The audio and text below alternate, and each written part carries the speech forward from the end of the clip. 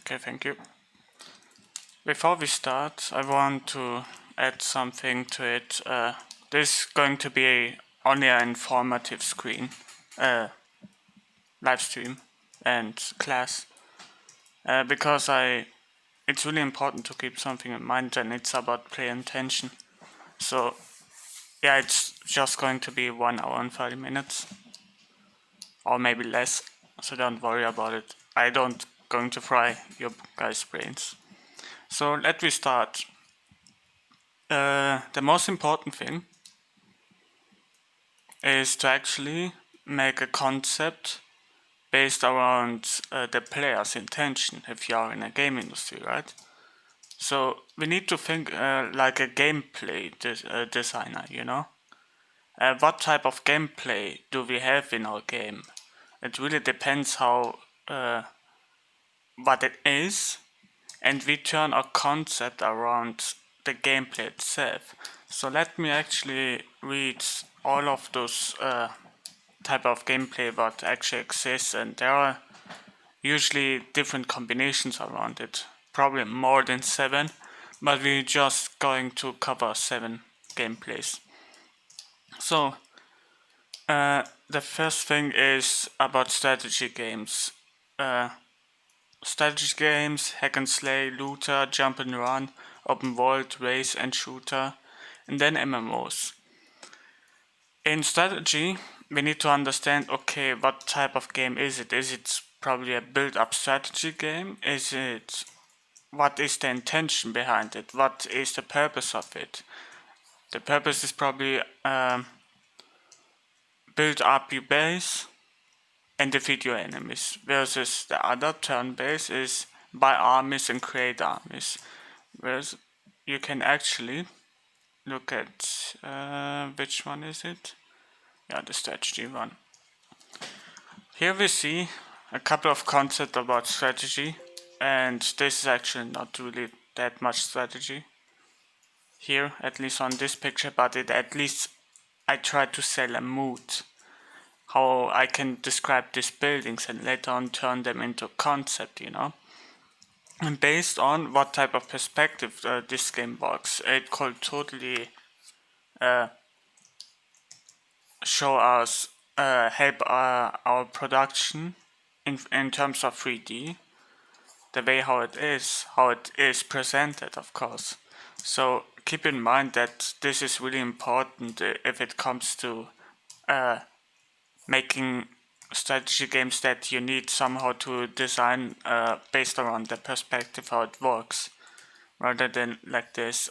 Only if it happens very rarely, that not very rarely, but at least in some type of way, we barely do that. Only if we can do it fast, you know, because this is way more harder a little bit. Another thing about this one, we can also present it in different varieties. It doesn't need to be only a normal strategy game. What if it's like a jump and run based on a jump and run? And then we have an enemy, you go to the enemy, and then the whole map builds itself. And now we can add those buildings. So this one actually totally works with this one too. So keep that in mind. So the next one.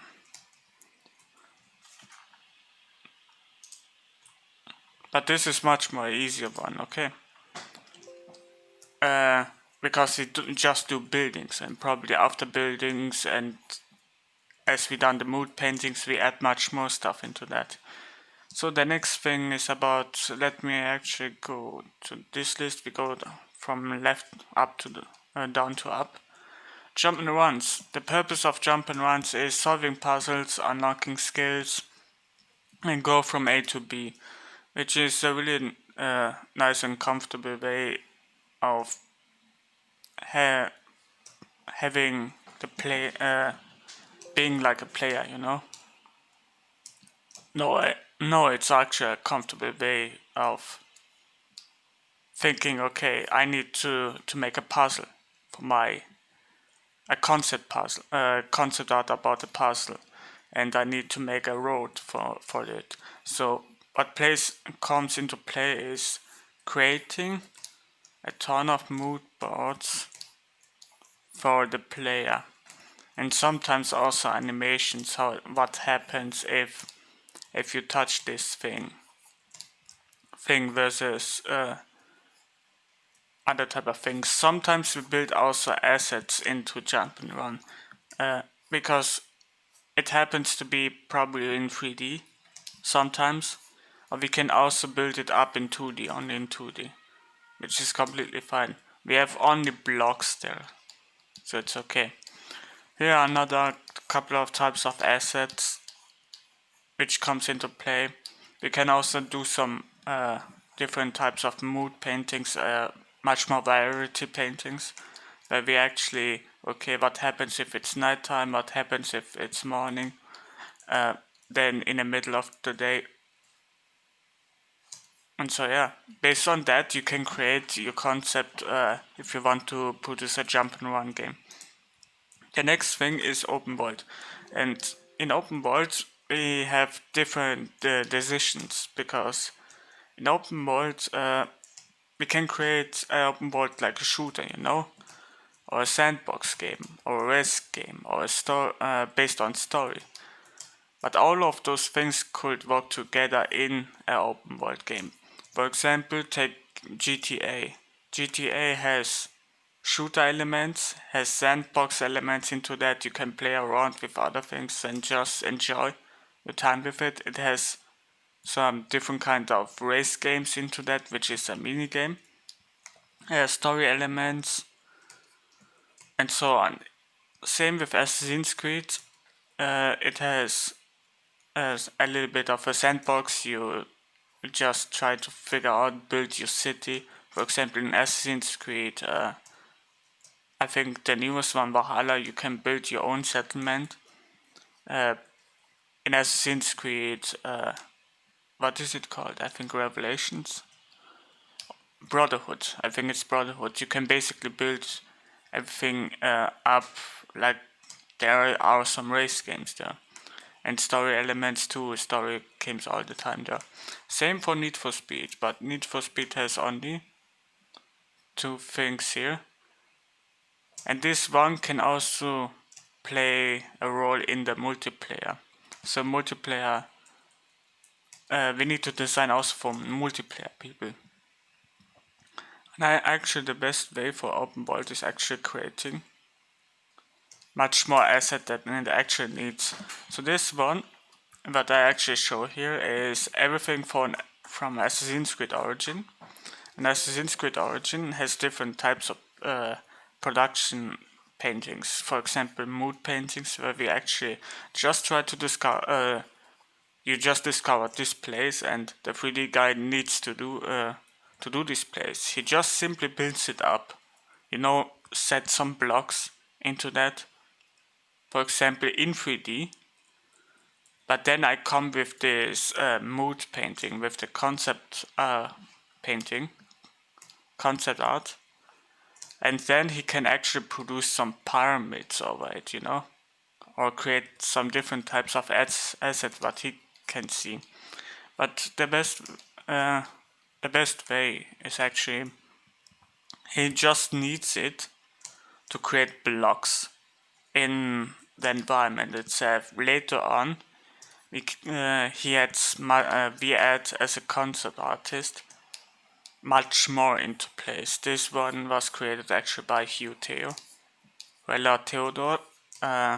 which is really from, I think, Ubisoft Romania.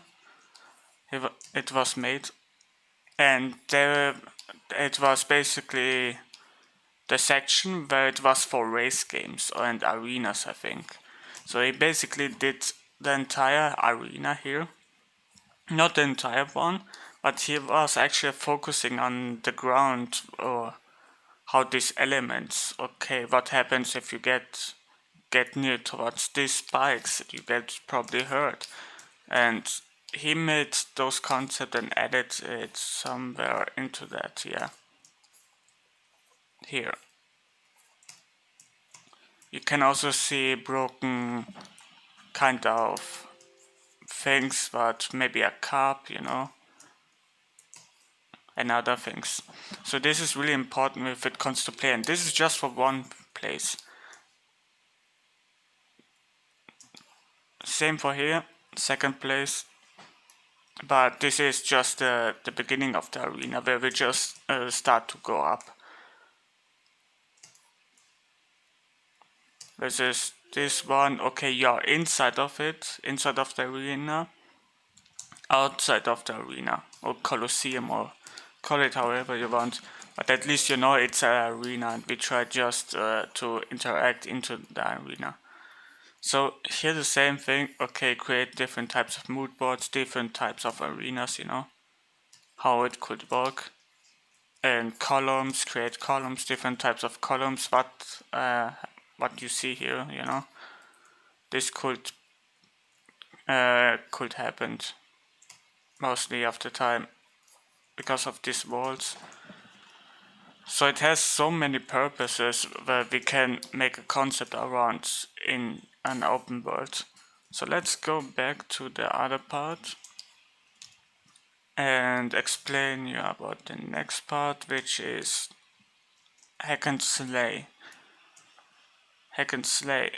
games. And in hack and slay, the purpose of the player is loot and exploration. That's the only thing, but I think this guy players what people that play hack and slay actually do, because it's about Path of Exile, Dungeon Siege, Diablo, you know these are kind of games. And if we look at hack and slay, you can actually see that in terms of concept, how we can build ourselves up, we need probably to paint it in this kind of way, which is from Trent Kinuga, I think. Oh yeah, it's written actually there. So Trent basically made a ton of iterations about, for example, a canyon, and this could be different places. It doesn't need to be only the one place, or this one is just the beginning and you go here, then you find this place, which is really nice. Here you see probably different iterations about statues and columns. It could also create much more values into the project itself. The next thing is here, okay, same with, I think, Darksiders. I think it's from Darksiders, yeah. We can also create a concept like that and create different type of boxes. Same here, different types of rocks formation that we can actually use to produce our game. And this presentation is one of the reasons why I told it's important to draw first before you render, because this is just the presentation part, you know, where okay, we can build much more than just okay something here, you know. This works for the purpose of the moods much more, of the colors, the color scheme. What does it have, or how does it not function, but much more okay. We need at least we know at least the mood, how it works, and based on that mood we can add much more, as I said before, much more buildings, or probably traps here. This one has traps probably, and if you go there you're actually hurt, and we can actually design the traps. It doesn't need you guys don't need to draw only a mood board. You can actually do traps absolutely fine. Same thing here, different variations, different types of iterations. Yeah, same towards here, different boxes. Same here, different types of runes. Darksiders, same. It always comes to mood paintings and but at least you guys have a clear understanding what happens if you create your own concept around it. But there's one thing missing, and that's different types of swords and, for example, shields, what you can find in that dungeon. You know, every single section and layer and level, I think, has also different kinds of armor, different kinds of swords. So take that in mind, and if you try to design it, it's actually really fine, really good, because then people from the industry think, okay, this guy has he has everything, he also knows the player intention behind it, okay, he finds some loot there, which is absolutely fine. The next thing about on our list is actually race games, and race games are, depending what it is, you know, we can actually add some type of things here. Where's the race game out here? So about race games. Race games have two sections with intention. One is destroying most of the cars. The other one is be the first to win the race. Just win the race. Other one destroying the cars. Why destroying the cars? Because maybe if you guys played Mario Kart, we need to get to the first place, but how? Where Need for Speed goes with a normal race, you know, like what we have usually the in the Formula A1. They take this design and just put it on the street. What happens if it's open world? Versus Mario Kart, just have a bunch of boxes, you know, and take this as an object to destroy players, but with a generated thing. It was actually the first loot box, if I'm honest. At least in my opinion. But yeah, please go out. Okay. So the thing about cars, as I said, we can do it really destructible, or we can let it completely go different, depending how we want to do it, you know. There are also different kinds of iterations.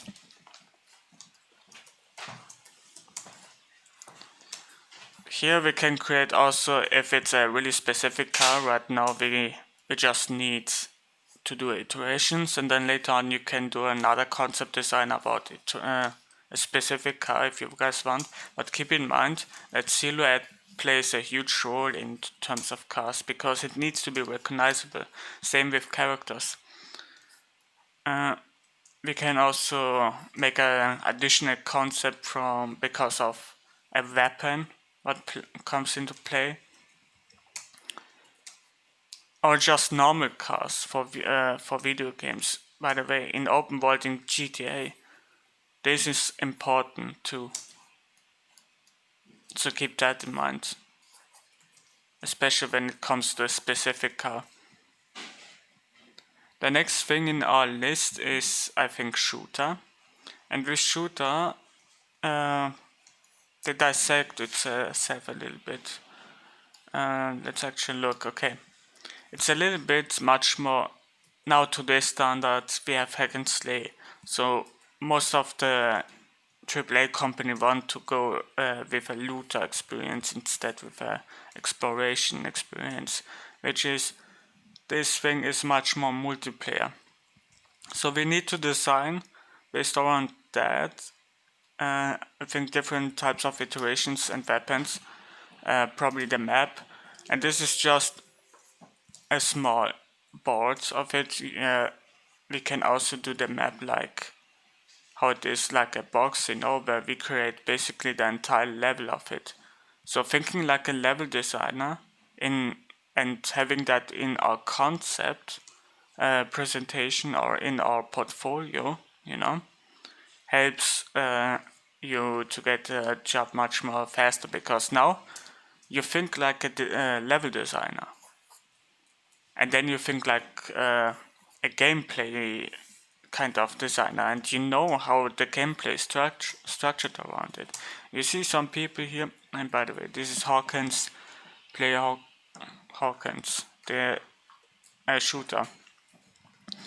It's about basically, okay, you see, okay, a ton of people here. It looks like a little bit Detroit kind. It has a Detroit kind of vibe.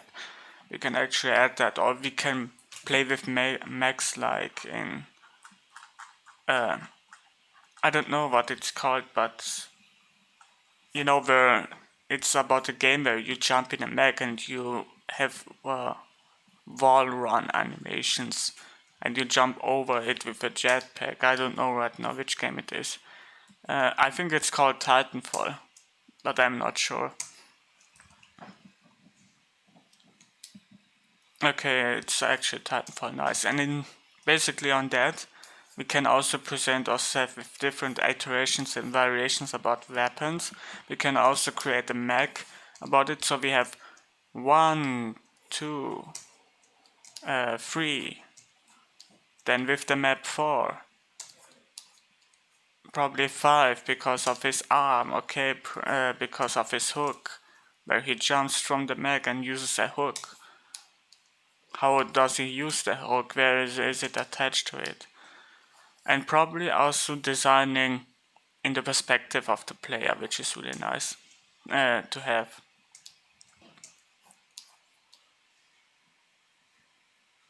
I think you guys get a little bit the hang of it now.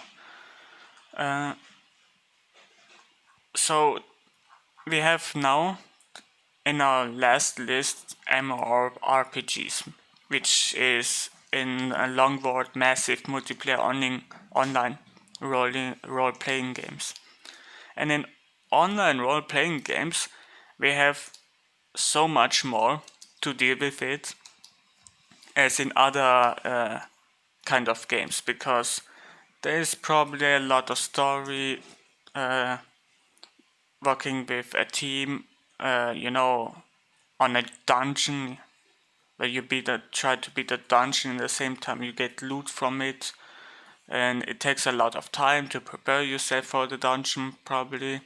Then you explore the vault, and then you have in end game all of it together. There's actually probably a secondary class where you just create your own weapon, for example being a blacksmith, the crafting type of class.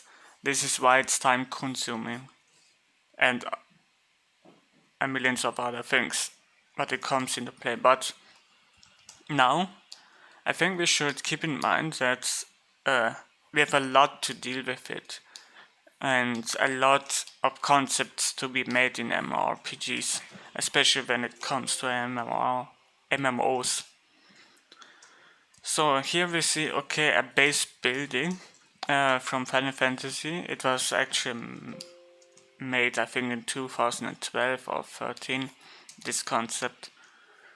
And based on this concept, for example, we can take the tower and make another concept around it, like in this presentation. So we have 1, 2, again iterations, 3, mood paintings, 4, scenery about the story, 5, and then maybe the main capital of the players, which is 6, and much more. Probably we can also add different kinds of weapons or different kinds of armor. For example here, variations for the players. If you actually want to have a if you have a secondary skill set, you can totally do that, guys. And as you can see, it's really simplistic. We don't add too much details or go too crazy with it, because the more we go,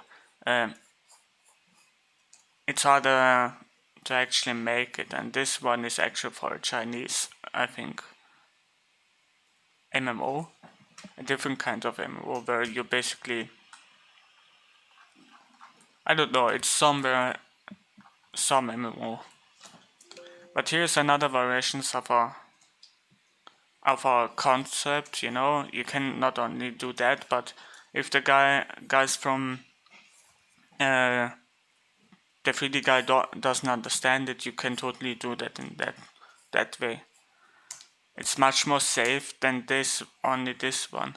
So, but if you add both of it, make this building in frontal side view, and then from the side you have also a really nice time, because now it's just about, okay, because of the variety, but it works so that you can make a really nice concept out of it. And now let's talk a little bit about how concept is being used in different type of genres, because not only we do concept for one video game, but basically what happens to a concept, and this is just poorly made for video game purposes. Video game, okay. I think Square Enix, when it comes to creating using concept, is just straight up amazing, because not only do they use those concepts in video game, they can actually use it in a movie or cinematic trailer. And based on the cinematic trailer, it looks okay, way too nice. We dump it then down for the video game aspect. We just need to reduce the level of quality, because this one is not in engine. It's much more in a program, for example 3ds Max or ZBrush, made or really put into the engine with UV mapping, but it has the purpose of selling a movie. So everything that you see out here probably doesn't exist. For example, let we look at the video game map. This is the place where it is. It is really big, okay? And now you have different variations, different type of things. And this is only this place, but it shows everything here. And based on that place, it exists way more stuff into the engine. That's why it's a different way to actually execute those in 3D, especially when it comes to concepting in movies and concepting in series. It happens to be that we use all of those, one concept for all of those things. And I talked about concept. It's a difference between concepting in movie and concepting in game. It depends, because in movies we do a lot of this stuff. A lot of it. A lot of mood paintings, a lot of iterations about storytelling.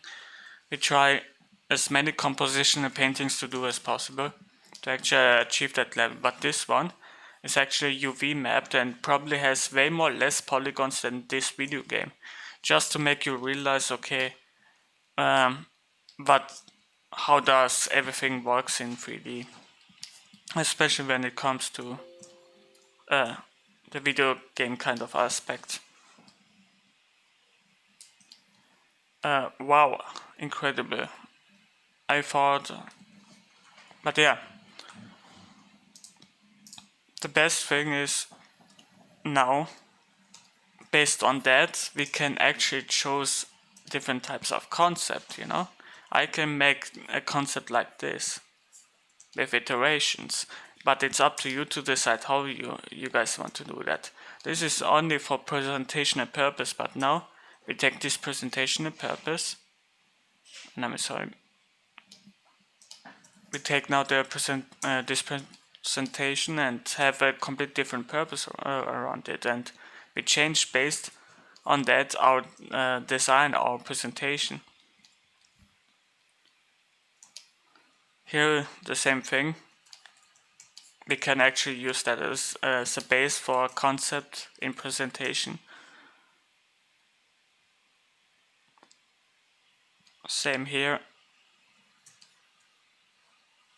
different types of iterations, and this is much more line drawing way. But now I think we are a little bit done. Wow, I didn't expect to be that fast for 30 minutes. As I said, you guys can totally do, based on this presentation, your own concept. That's the thing. Coming now about homework. I think you guys should totally you guys have the list, right? Where you use in your mood board, where you said, okay, one iteration, that's what you are doing. One mood board.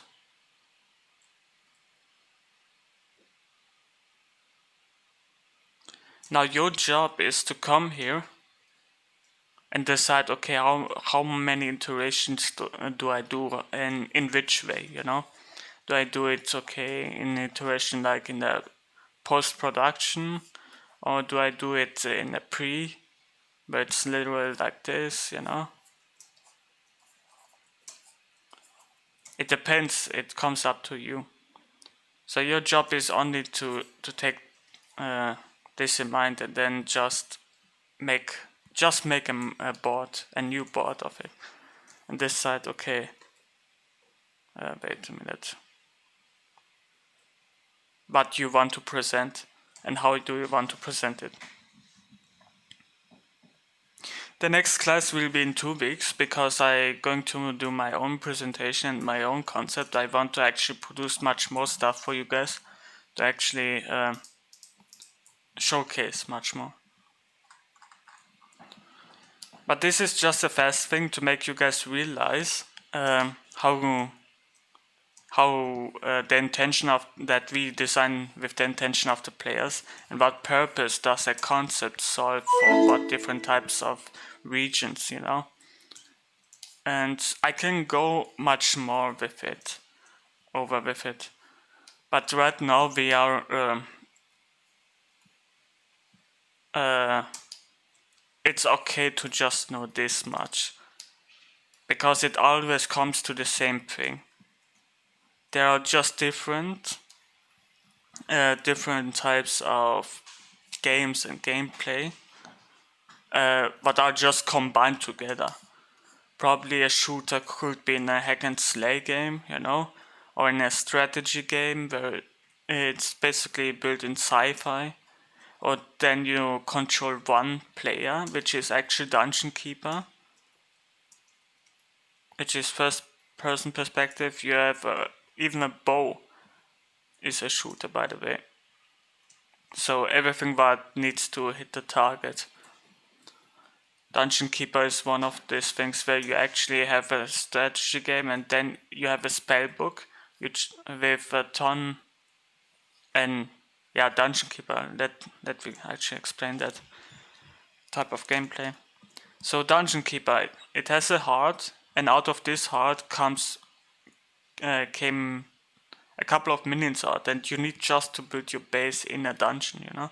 There's gold to farm and other stuff to build, but then later on you're gonna receive a spell book where you can use it on your minions and just play with it, like, or you chose one complete different type of a unit instead of a worker, and for example a guy with a bow or a magician, which is also amazing.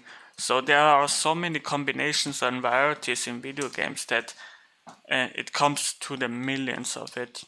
Just keep in mind, depending on what it is, we need to make a design based around that, based around the game, and based around the 3D guy, because it saves a lot of time for him, and he can immediately start with. He doesn't have any questions at all. He doesn't come to you and ask you, okay, how does it look from up? How does it look from down? You know. I just straight up hate it. Why does it do that to me? But yeah, I think that's it. Any questions? You guys could totally ask me questions if you guys want.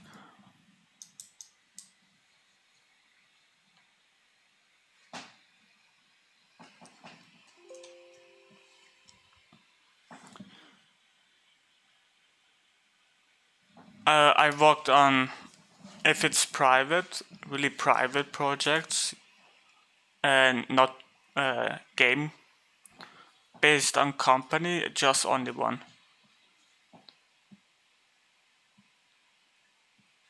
But private people, I think I stopped counting. I think they too made maybe 10 or 12. So 12 private people for video games, you know, which they are probably really indie games. Even that the other thing was also a indie company, but this one has a much more bigger structure. And right now, I think even those people have NDAs and those one. But I think the number is way too high. I probably worked for around 5 people, private, and I think the rest of it is only normal freelance about background design. Then I did maybe some storyboards for them, you know. A ton of varieties what comes into play.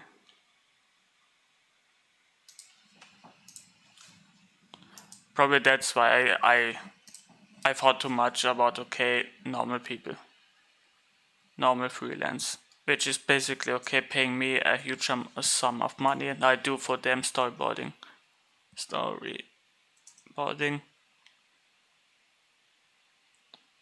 And this is what a concept artist can do, even though he makes background probably too. He can use in animation, which is totally okay, because we do environments, and background design is really important, I think, in my opinion, to do for an animation. The next thing that you guys can do is actually illustrations, and it just takes time to do that. The last thing that I did was 4 illustration, but it took me over a month to do that. And for those 4 illustrations, I actually received quite a sum. Yeah, this one. I hope it's the right one. So this one was for a book. I don't know the book anymore. I think it calls Legends or of something, you know. And based around that book, I needed to make some illustrations. And the guy, what he wanted to do and how he wanted to do is basically do everything conceptualized, really mushy a little bit, not too much detail. It went front and back non-stop because, okay, then I tried to use some 3D. I painted over 3D, then he wanted some people here, okay. Next one, he wanted then probably an army here with all that crazy. I can totally do probably a mount here, which is really nice. It actually makes things better.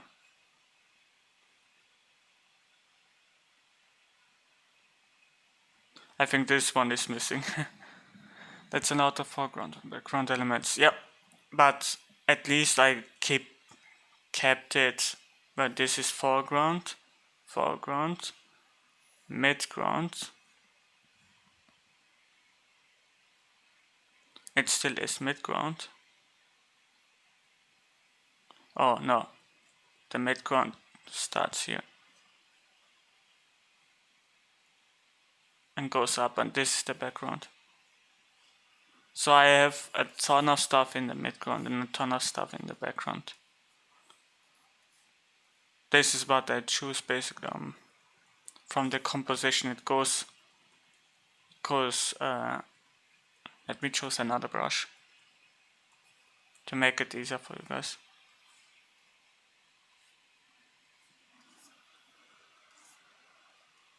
I basically made this composition like this, where you, okay, look at this guy, look at this region, then you go basically up, you know. So I made basically a triangular. It comes all the time back to my triangular position. This is a triangle, it's everything really triangle. A lot of triangle. And then I actually attached boxes then to the last part, which changed a little bit the compositional flow from here. And I have always three types of composition. Color composition, you know, this is much more vibrant a little bit, but in a way where it's really easy to recognize these are people. I use triangles because I like them. They should be dangerous, you know, really dangerous. Everything should be dangerous. Those people are bad, and that's the thing. That's what I wanted, what he wants to describe, and what I went with it. So yeah, and even based on this compositional thing, in terms of shape, we can also have different kinds of colors. This one is very vibrant, versus this one is not so vibrant. Then you go here up, then you see this part is really vibrant. So we have different types of crazy colors. 3 different types of crazy colors. But there's another thing. Why the heck does it do that? Seems like my brush... Okay, I was on touch. I don't know why I was on touch. Okay. There's another composition in terms of color, but now we have a light composition, you know. This is really dark, but slowly it becomes light. But if you look at that, we have this kind of direction in the light. Look at this. You know, everything is so clear that it tells you, look at this. But I wanted to add much more into my composition, you know. But yeah, it takes a long time, because as the client taste is, I need to change that based around that, and not only his taste but also his way how he wants it. I don't like this. I could probably add much more towards it, but he wanted it like that, and it's totally fine. I needed to go to a ton of correction, you know, because he decided, okay, make it much more out of skin. Probably, okay, then he didn't like the skin. I needed to change the skin a little bit. Then he didn't like the buildings. I needed to change the buildings, and so on and so forth. Just keep in mind that we, as a freelancer, and as a concept artist, we go to a ton of iterations. So don't worry, or don't worry if you need to be patient. That is what I'm trying to tell you guys, because it's not about being an artist. It's about being a designer. You don't work for making a great piece, right? Which you actually probably like it very much, but the purpose of it is a complete different one, you know. And as soon as you guys realize that I need I don't need to finish it, but I need to show how it works and what it does. As long as you guys do that, then your artistic mindset is going complete away from the design mindset of it. And I think it's really important to understand that, okay, do I paint like an artist right now? Do I want to do everything really beautiful, or do I want do I paint like a designer where I just try to figure stuff out? That's the thing about it. Because now because our fundamentals is the least thing what we need to keep in mind. Because this works like a robot, a mechanic then later on as a designer.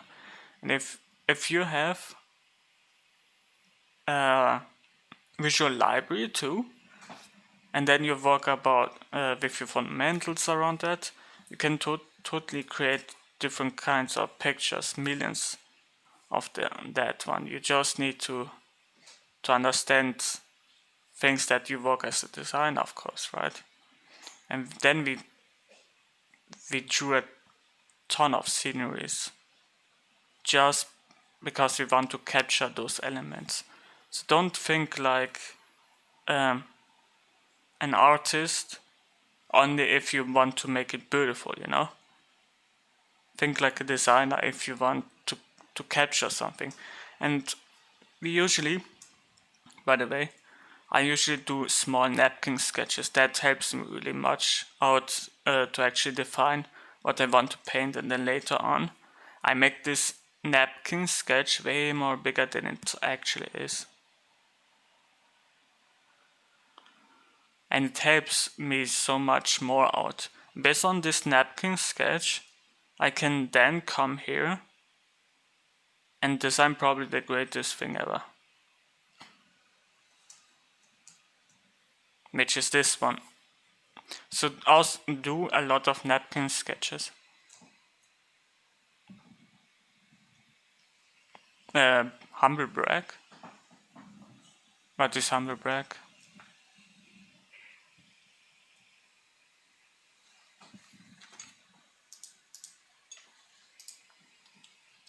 I don't know right now what this is. I'm sorry.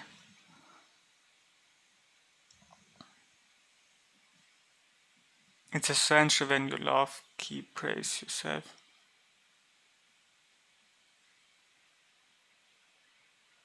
Low key praise yourself, okay. Okay. Oh, I got you now.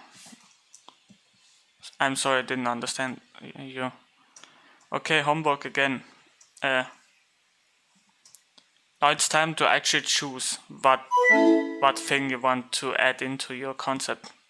Because you guys can totally make a jump and run game and use this as a concept base, you know?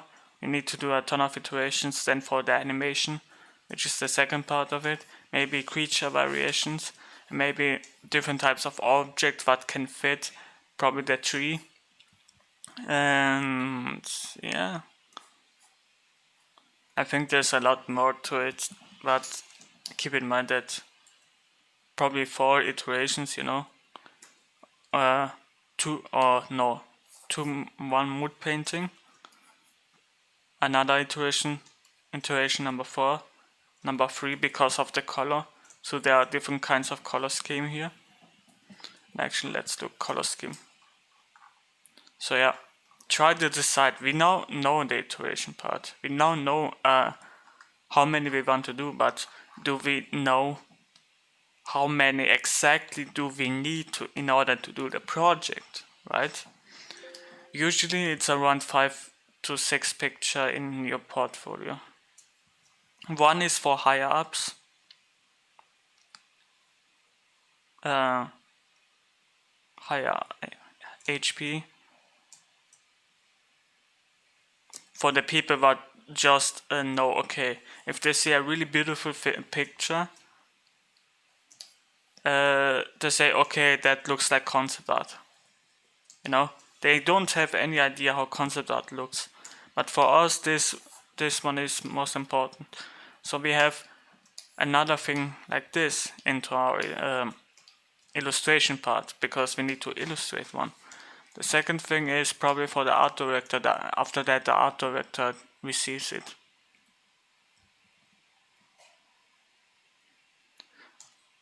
And for the art director, because this guy needs to hire a ton of people and hire the right people, we do this one. probably for a ton of iterations because he really loves it, and it helps him much more out to actually do those parts, you know, his job, his actual job, which is doing hiring people, motivate people, looking okay if everything works right, if the people walk into the right direction, and so on. And if you have that in your portfolio, you totally win. So we need to do that. We need to do one illustration or two illustrations, the rest of it. That's why we present it better. That's why everything is so amazing in every art book, because of the higher ups and other people what actually see, and it's usually production material. Not production material, I mean, presentation material for other people. For example, Assassin's Creed Origins did that with this one, I think. So I have this one, or the Colosseum, or this one, and it's just solve the purpose of, okay, showing to other people what we work on it, and that's the thing. But right now, I think you guys know the homework. Yeah, just if in case of making your own concept portfolio, but based around this thing, and based around our concept portfolio, our fake one, which is a really fake one, we're gonna produce it based on the concept art portfolio. Okay, so this is the last homework. So yeah, I think we are done today, and I wish you all a great weekend, and we see us in 2 weeks.